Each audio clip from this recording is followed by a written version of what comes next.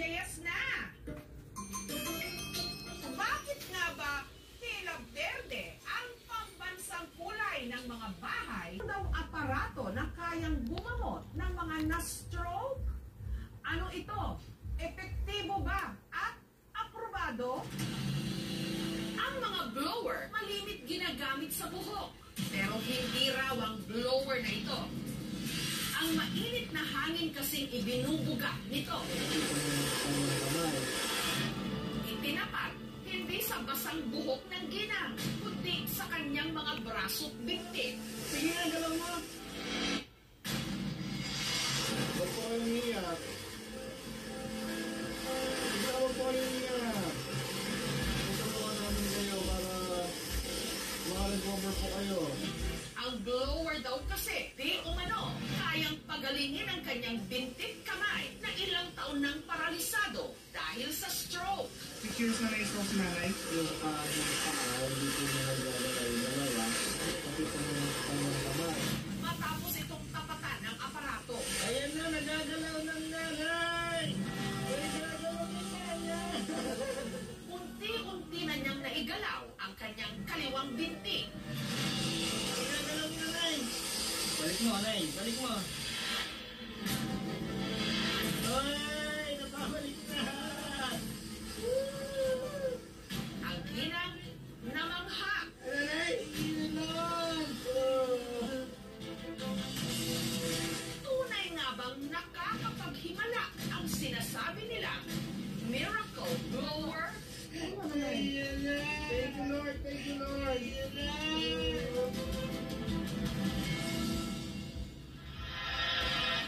Kinamusta namin ang ginang sa video na nakatira sa bayan ng Gimba sa Nueva Ecija. Si Nieves na naigagalaw na raw ngayon ang kanyang katawan. Hindi na rin daw siya ganon kabulol magsalita. Asan yung cellphone ko? Tawagan niya natin yung guardian mo. Malayong malayo raw sa naging lagay niya dito lang Disyembre nung siya'y na-stroke sa ika-4 na beses. Yung kabuuang katawan niya, hindi niya na mahalos may galaw. Bulol na, and then bumubula na yung bibig niya habang nagsasalita. Parang unti-unting nalulusaw na kandila. Talagang wala na kami pag-asa. Kaya ang kanyang anak na si Cherry, isang OFW sa Taiwan, nagsaliksik ng mga paraan para siya'y gumaling. At ang isa raw sa mga nahanap niya, isang therapy blowing device na sumisikat daw ngayon sa ilang mga bansa sa Asia.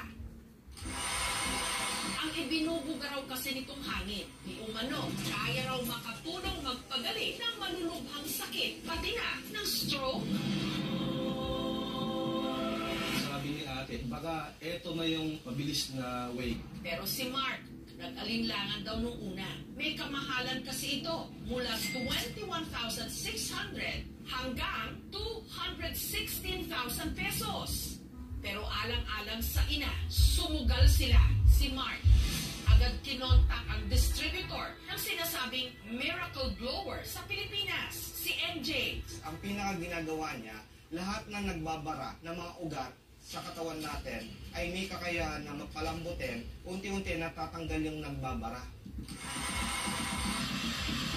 May nararamdaman ka ba na?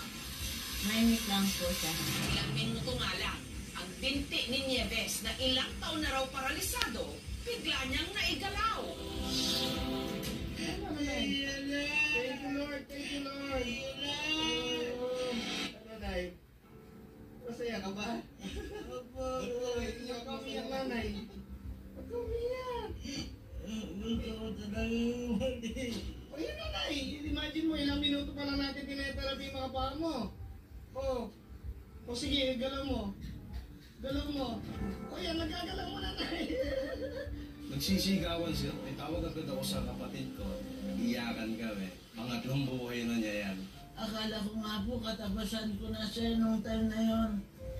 Pero, katulong ni Lord, ito buhay pa.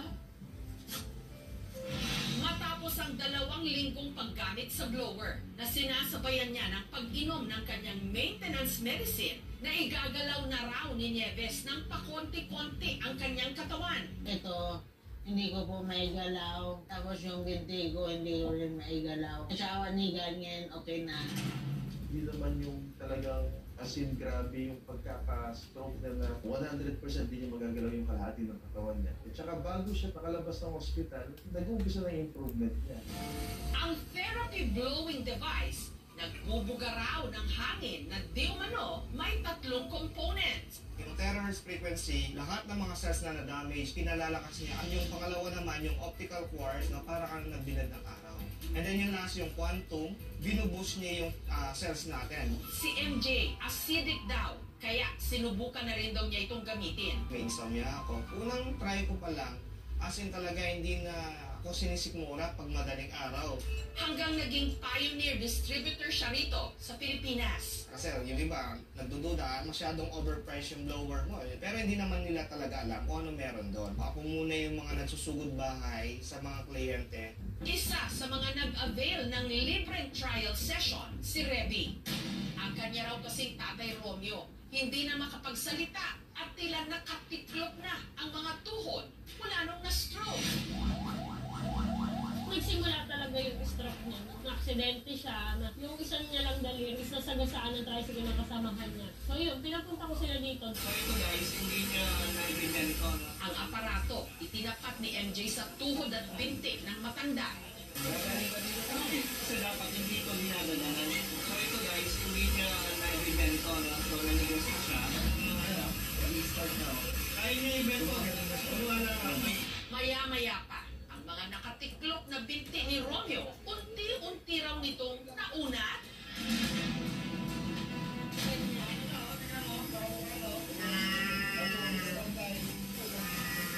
Konti na lang. Mag-ano ka lang kasi. Yeah, steady ka lang. Para bumalik ka na. Para matapos agad. Medyo challenging tayo pero patutulungan natin. Pag-release ang pahinga. Ayun o. Nandiyan sa pwesto ng balakang. Dahil dito, si Reby napabili ng aparato at matapos daw ang ilang araw ng tuloy-tuloy na paggamit nito, si Romeo mas bumuti raw ang pakiramdam. Ayan, magagalaw na nga niya po eh. Magagalaw niya na yan. Kung mabanat, kung mali sa pwesto yung paggawa, maaaring makasama at makasakit sa mga pasyente. O yan na nga, nabibigyan na. Oh yes, nabibigyan na. Sa labas kasi ng utak, yung mga nerves, pag merong external na stimulation, posible pa rin silang mag-react kahit na walang control galing sa utak. So sa ibang mga pasyente, kahit taon na silang paralisado or baldado mula sa stroke, minsan pag nagalaw, pag nakiliti, pag nagulat, maaaring magkaroon ng reflex na reaction. Pero ayon sa aming pananaliksik, meron ding ibang mga sumubok sa therapy blowing device na hindi kumbinsido. Na-stroke taong 2022 ang dating construction worker na si Erwin. Hirap na siyang igalaw ang kaliwang bahagi ng kanyang katawan. Sa pag-asang makakuha ng tip kung paano siya gagaling, nagtanong-tanong siya sa isang Facebook group ng mga may stroke at meron daw siyang isang nakilala na nag-alok sa kanya ng free session ng therapy blowing device. Wala po, sir. Pero makalipas lang daw ang 3 araw nung una siyang sumalang sa treatment, si Erwin kinumbulsyon. Nagkaroon ako ng seizure. Hindi ko naman po sinisisi yun, pero yung mga magulang ko kasi natakot. Siguro sa akin, sir, hindi ko na i-recommenda. Samantala, hindi lang daw stroke ang di mano napapagaling ng therapy blowing device, kundi pati na ibang mga sakit sa katawan, gaya ng iniinda ni Margie. Hindi niya tunay na pangalan. Kakapit lang ako dyan sa upuan, saka sa tungkod, sakit ang mga katawan. Sa Parañaque City nakatira si Margie, habang ang kanyang mga anak nasa bantayan sa Cebu. Dahil madalas daw sumakit ang kanyang buto sa likod at paa, sumubok din siya ng aparato. Meron din daw kasing nag-alok nito at nagbayad siya ng 3,000 pesos para sa isang session. Para sa plan sa kainit. Kung natapos na, di umalis na sila. Di, alos din na ako makabangon. Parang lalong lumala yung naramdaman ko. Mag-iisang buwan na raw siyang nahihirapang maglakad. Di sana maging honest na lang sila. Di yung sila kasama ko lalo doon. Inisip ko lang na parang gusto ko na sumuko, ganun. Sila yun ang mga anak ko. Ano ba talaga ang produktong ito? At saan ba ito nanggaling? sa aming pananaliksik. Ang head office ng naturang produkto nakabase sa Kuala Lumpur sa Malaysia. Sinubukan namin silang kuhanan ng pahayag tungkol sa sinasabing therapy blowing device. Pero ayon sa kanila, mas mabuting kunan ng pahayag ang main distributor ng sinasabing therapy blowing device dito sa Pilipinas. Kaya sinubukang kontakin ng aming team ang main distributor nito sa Pilipinas. Pero tumanggi muna silang magpa-interview sa camera. Gayunman, sinabi nilang ang kanilang blower isa lang household electromagnetic device, gaya ng nakasaad sa kahon ng kanilang produkto. Anila, hindi raw ito medical device o gamot sa mga sakit, katulad ng stroke. Para lang daw talaga ito para maayos ang sirkulasyon ng dugo at maibsan ang kirot sa katawan. Kung gagamit tayo ng ibang bagay, external device para gawin ito, kailangan alam natin na ligtas. Kapag external device, kadalasan dadaan dapat yan sa pag-aaral at dito sa Pilipinas, dapat meron silang approval ng mga ahensya ng gobyerno na tumitingin sa kanila tulad ng FDA. Sa patuloy naming pagsasaliksik, napag-alaman namin una nang naglabas ng public health warning ang Food and Drug Administration o FDA dito sa Pilipinas tungkol sa produktong ito. Nito lang nakaraang taon, ang FDA hindi nagpaunlak ng interview.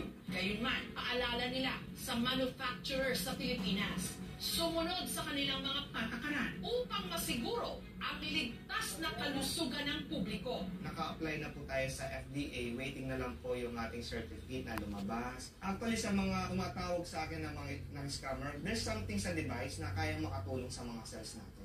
Pero hindi ito yung solusyon para gagaling yung sakit mo. Makakatulong siya para unti-unti makapag-recover yung katawan mo. Kasi po siya dahil wala siyang black and white na basis of improvement even regards sa psychological impact. Malaking bagay rin kasi yung maniniwala kang gagaling ka. Tama na yan. Thank you Lord, thank you Lord. Kaya ko bang utusan yung mga tao na umiyak ka? Almost 1 year ko na siyang ginagawa. So, ibig sabihin, sa dami ng mga video ko na upload, yun ba yung matatawag mo ng placebo? Yung product natin ay dumaan po sa mabusising proseso bago nila ilabas po sa market. Safety and efficacy palagi yung mabuting may konsulta sa doktor. May nakita sila na parang mas mura. Pero kapag doon nag-focus at hindi doon sa alam nating talagang may effect, sayang naman yung effort, sayang din yung gastos.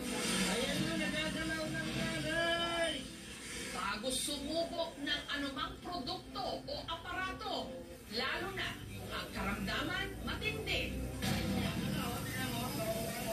Magsiyasat po muna kung talagang totoo ito para makaiwas sa mga pangakong baka liparin lang ng hangin.